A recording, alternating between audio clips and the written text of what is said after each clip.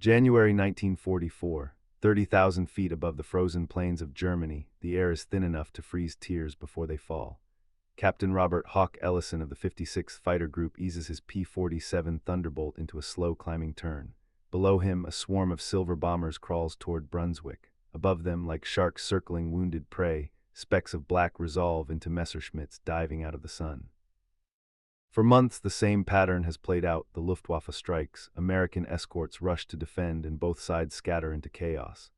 But today, Ellison is doing something that would have gotten him grounded 6 months earlier. He's deliberately missing. His wingman, Lieutenant Park, watches in disbelief as Hawk fires short bursts that trace neatly behind an enemy fighter instead of directly into it. "You're wide," Park shouts over the radio. Ellison doesn't answer. He's watching something else, the German pilot's reaction. The Messerschmitt jerks left, panicking at the near miss, pulling into a climb that bleeds speed. Only then does Hawk roll inverted, throttle forward, and fire again.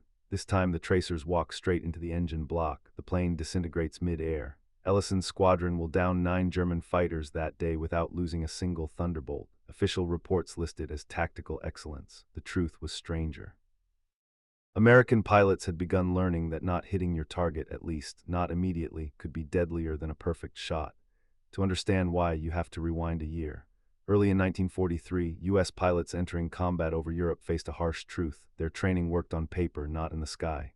They'd been taught precision marksmanship, place the gun sight on target, squeeze, and score a hit. But dogfights weren't rifle ranges. At closing speeds of over 500 miles per hour, perfect aim often left bullets chasing empty air. German aces used that predictability to their advantage, baiting Americans into overshooting, then flipping the fight in seconds. By spring, the kill ratio in Europe was 1-to-1, unacceptable for an air force that outnumbered its enemy 5-to-1. Something had to change, and the solution would turn every idea about accuracy upside down.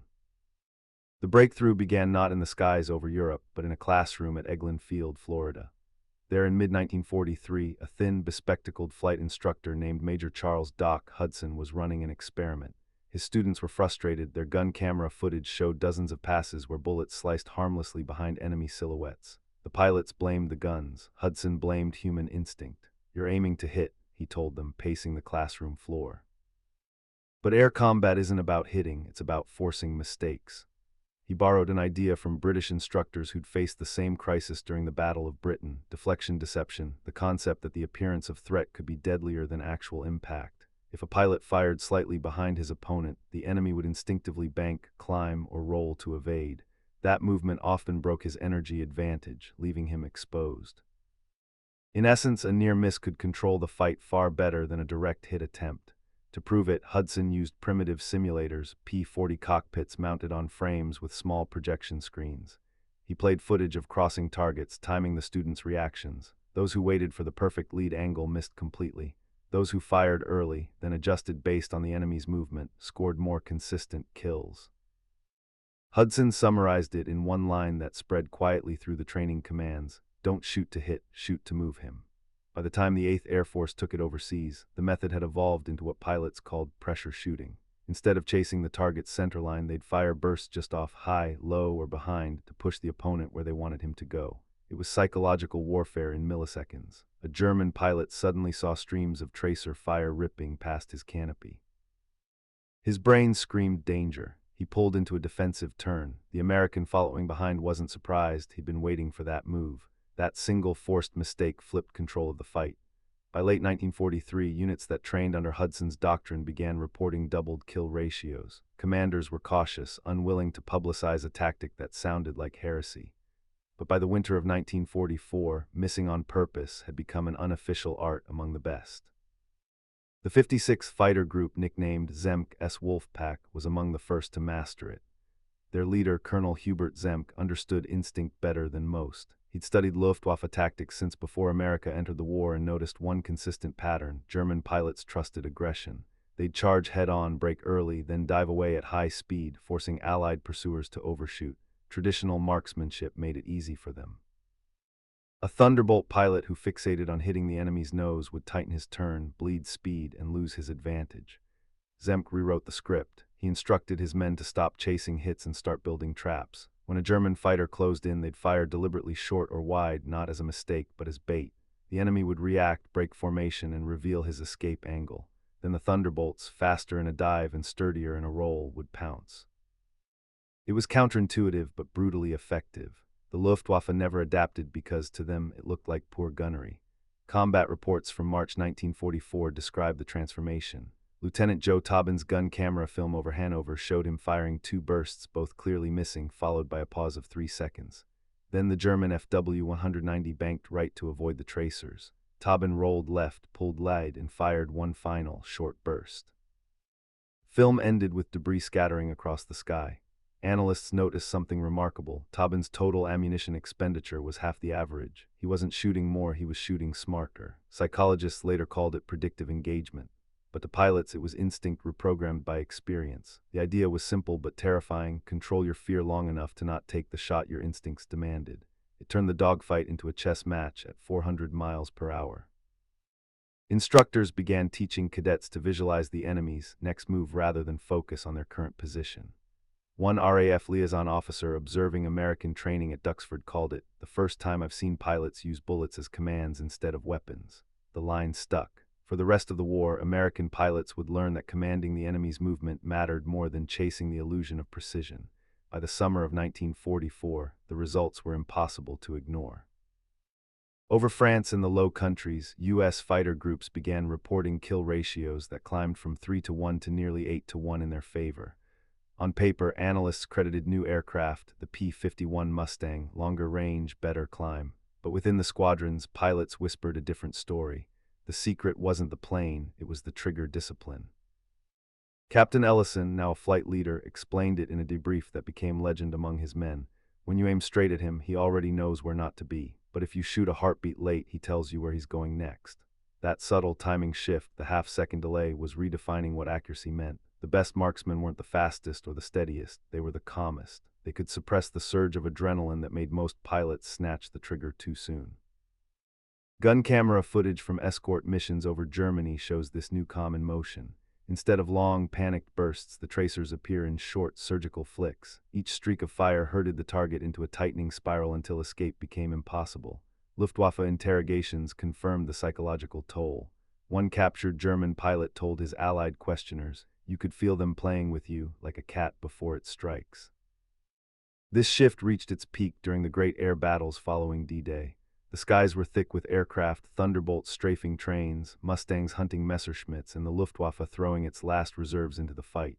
Pilots who embraced the miss first method often returned untouched, while rookies who aimed by instinct vanished in clouds of smoke. It wasn't luck, it was behavioral warfare conducted at blinding speed. Historians later noted how this philosophy aligned perfectly with America's growing emphasis on adaptability in data. Commanders studied gun camera footage the way football coaches analyze plays. They weren't celebrating marksmanship, they were mapping decision patterns. For the first time, combat was treated as feedback, not just outcome. Each near miss became information, a glimpse into the enemy's reflexes. And every pilot who learned to read that reflex survived a little longer. By late 1944, this doctrine had quietly filtered into official training manuals under a sanitized name, anticipatory gunnery.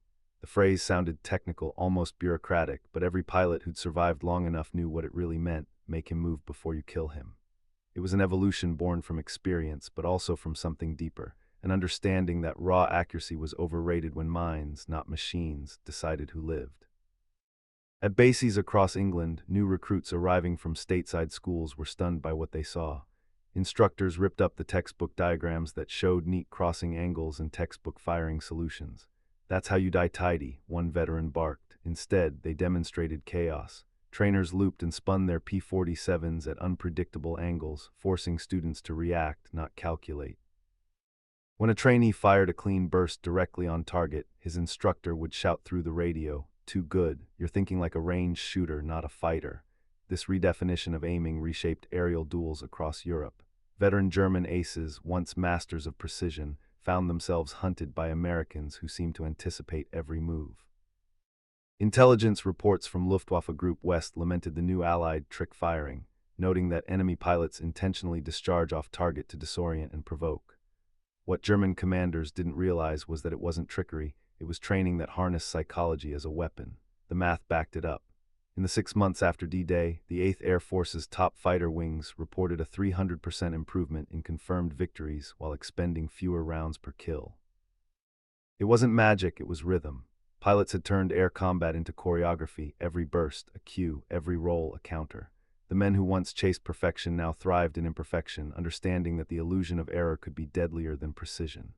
When Charles Doc Hudson visited Europe late that year to observe the results of his theory, he watched a dogfight over the channel through binoculars. Two planes twisted in sunlight, one diving, one pursuing. The pursuer fired behind, then climbed as the enemy panicked into his line of fire. Hudson smiled faintly. The tactic had outgrown him. The art of missing had become a science of control. When the war ended in 1945, the public never heard that story. Official reports credited industrial might, aircraft range, or radar coordination for the Allies' growing dominance. The archives said little about men who'd learned to miss on purpose.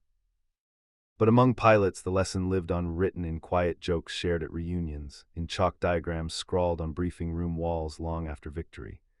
They'd learned that winning wasn't about aiming straight, it was about thinking crooked. The method endured because it revealed something uncomfortable. That instinct, the very thing soldiers were trained to trust, could be their worst enemy. In the cockpit, instinct screamed fire now. Training whispered wait. That half-second of hesitation, that rebellion against fear, became the measure of mastery. Pilots who learned it returned home with stories they couldn't easily explain.